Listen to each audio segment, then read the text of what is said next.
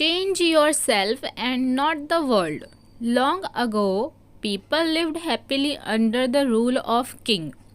The people of the kingdom were very happy as they lead a very prosperous life with a abundance of wealth and no misfortunes.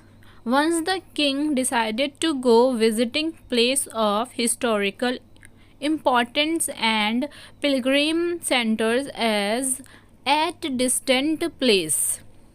He decided to travel by foot to interact with his people. People of distant places were very happy to have a conversation with their king. They were proud that their king had a kind heart. After several weeks of travel, the king returned to the places. He was quite happy that he had visited many pilgrim centers and witnessed his people leading a purposeful life. However, he had one regret.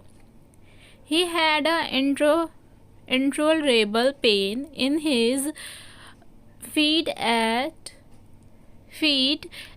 it was his first trip by foot, covering a long distance. He complained to his ministers that the roads were not comfortable and that they were very stony.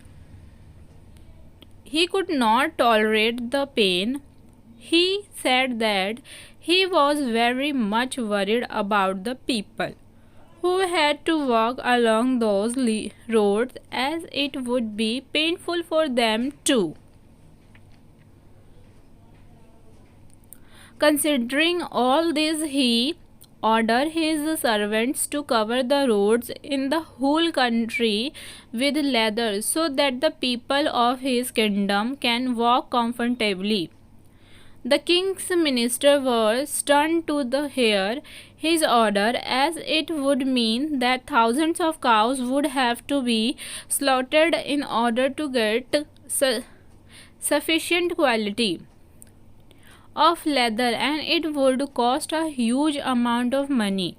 Also, finally, a wise man from the ministry came to the king and said that he had another idea. The king asked what the alternative was.